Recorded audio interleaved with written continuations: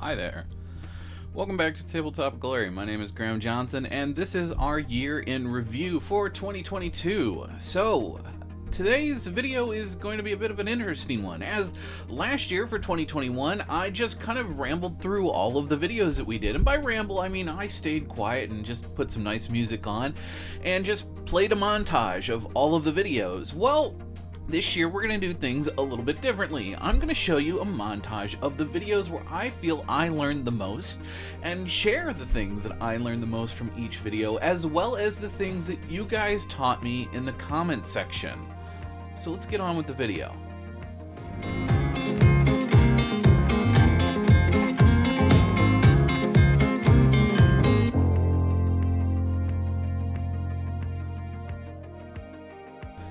Starting off, number one, in no particular order, we're going to be talking about Space Wolf Wolfen. Now, I learned a lot about painting box art, or painting something that looks like box art. In this video, I basically replicated the box art using less methods and less tools and less paint than what the box art actually is. If you've been watching Ninjon or pretty much any other YouTuber that's ever tried to replicate the box art, they will tell you that there is no way that Games Workshop is doing what they claim they're doing in order to get the box art. It's just not possible. The amount of products, the amount of paint, the types of paint, the colors of paint, there's no way that you can actually replicate the box art using just what they tell you to. And pretty much almost any other company that claims these are the colors we use for the box art, it's kind of hogwash. Now, this video not only taught me that you can replicate the box art using a completely different set of paints than what is recommended, it also taught me that you guys really like the box art. And that there's nothing wrong with that. I personally am not a big fan of the box art in most cases, even though I acknowledge that it looks good. I just don't like painting my miniatures the way that the poster child of that army is painted, so to speak. I have just never been a fan of that, and I don't really know why I'm like that. It's just kind of the way that I am. I really enjoy doing my own thing. Although that having been said, some of the most fun I've ever had is replicating the box art, so maybe I should throw that by the wayside and try and paint the box art a little more often. Number two, there is always an audience for model trains. It seems like whether you guys collect model trains yourselves or whether you just have a nostalgia of it from your childhood, there's plenty of people out there that are really into model trains. And it's really nice to know that if I'm not quite sure what to do for the week, I can always make a video about my model train set, and you guys are more than happy to watch it. Whether it's just me working on the train set, working on a car, or even just talking about plans for my model railroad, it's pretty awesome that you guys have been so supportive about that. Honestly, this is one of the things that I thought was going to do the worst on my channel this year, and it's actually been some of my best performing content. So thank you. Now, at the time of making this video, I had seen a lot of other YouTubers doing reviews of products from Wish.com, and in fact, it was kind of all over my suggested feed. So I thought this was a no-brainer, and so I decided to test a bunch of cheap paint brushes from Wish.com. Now, I thought this video was going to do exceptionally well, especially when the brushes outperformed my expectations. However, what I realized was that you guys didn't really care, and that's okay. I've done plenty of reviews on this channel, and some of them have done exceptionally well. It was kind of interesting to see, though, that despite the fact that my suggested feed was full of Wish.com reviews, despite me never seeking that stuff out, it was kind of interesting to see just how badly this video performed. This was probably my favorite bust of this year, and it's probably the only one, if memory serves me right, that was painted for a video that year. Now, I did a couple of other busts on live streams over on TikTok, and going forward in 2023, I want to start doing some live streams over here on YouTube as well, as you guys actually miss out on quite a bit of content over on TikTok. Now, this bust has actually been on my to-do list since before I got into miniature painting, but that's a story for a different video. I really learned a lot from this. As you can see, I'm spraying through a veil, like a wedding veil, and this lace really provided a lot of texture that would show through in the final product, and I was actually very much impressed with this technique. This is something that I've always seen people do online, but had never tried myself. And I learned a lot about how to do it, and I learned a lot about how you can actually get that texture to show through in your final paint schemes, and it's definitely something that I need to play around with a little bit more, but it's also something that I know is one of those things where less is more. I put a lot of it on this miniature, and it kind of loses some of its oomph because of that, but going forward, I definitely have learned the right and wrong way to apply this method, and I'm excited to see what I can do with it in the future. Commander Farsight would end up becoming one of my favorite commissions of the past year. I genuinely had a lot of fun working on this miniature, and I'm really glad that I could cross him off my miniature bucket list. Now, that also having been said, I learned a lot while working on this, as it was one of my first larger fine cast miniatures I'd ever had to work with, and I think I can agree with everyone as well as every content creator. I do not like fine cast. I'm not sure why Games Workshop continues to use it, as every time I've ever had the opportunity to work with a fine cast miniature, it has been an absolute nightmare. Now, that having been said, this Farsight model was one of the nicest fine cast models I've ever had to work with, and it still took an exceptionally long time to get him ready for paint. I will never understand why Games Workshop insists on fine cast, but their decision is their decision.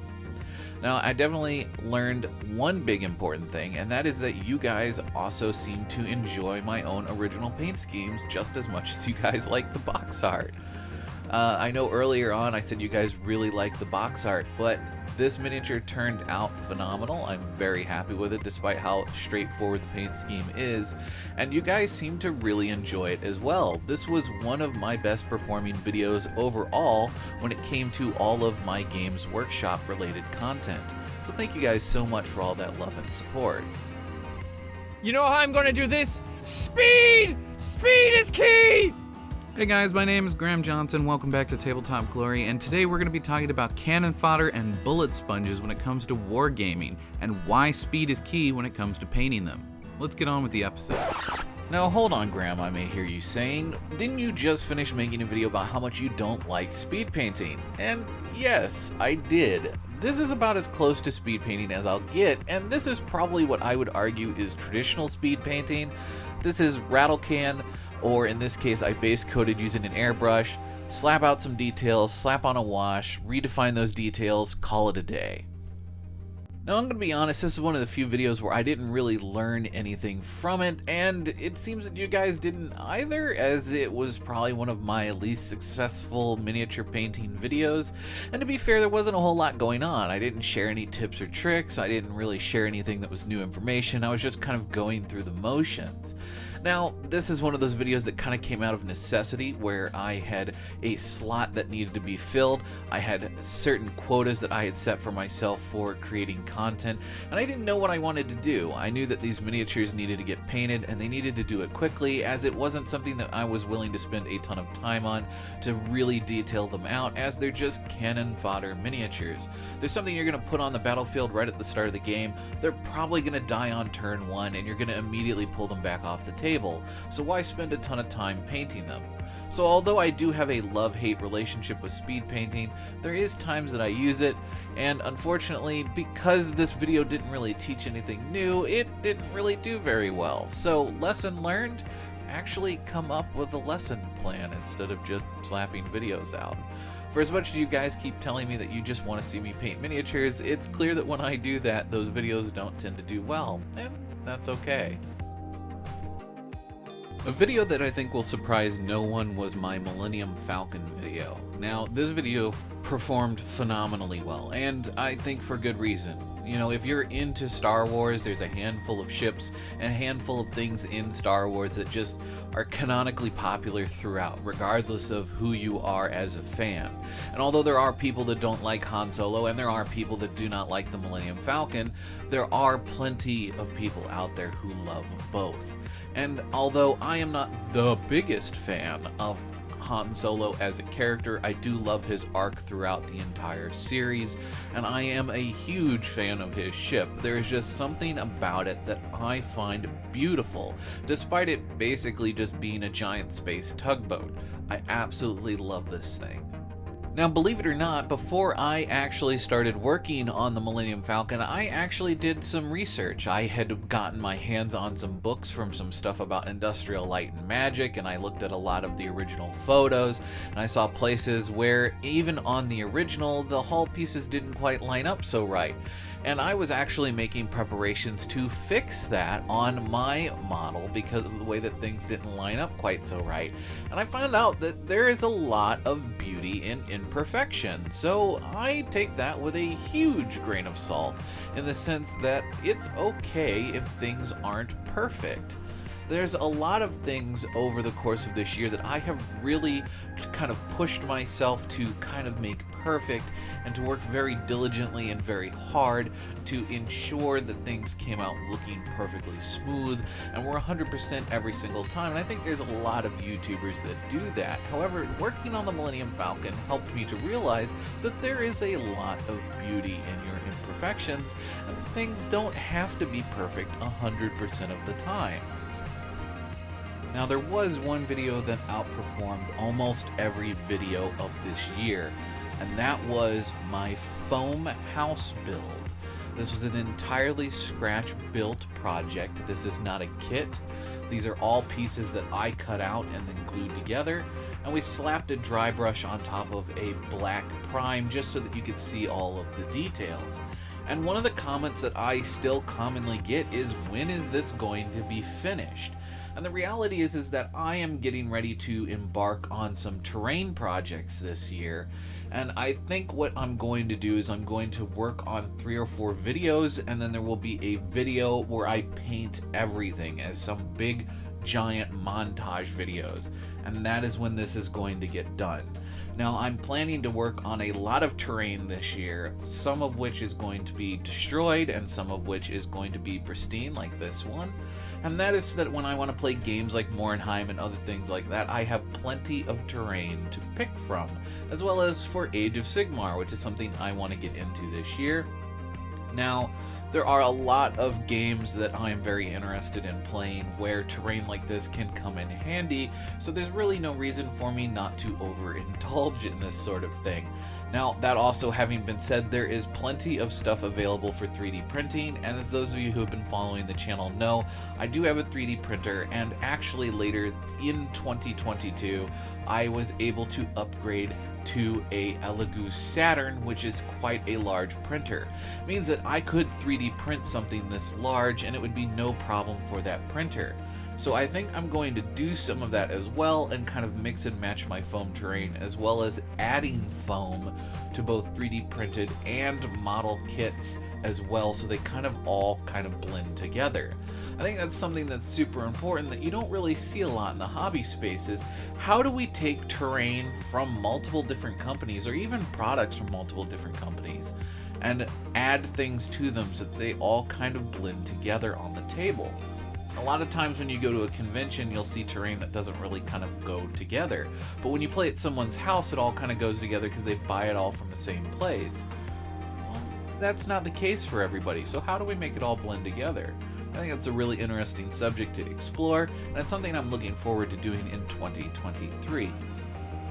In any case, guys, this year is going to be the year of quality over quantity, and although today's video has been a pretty good example of the last year's worth of content, it's important to recognize that today's video was entirely filmed with clips from last year's content. Now, I do have the ability going forward to film in 4K, and I have elected to only do that in very specific circumstances, as it increases the upload time to YouTube, meaning that a video that would normally take me about 2 hours now takes about 8 to 10 hours to upload.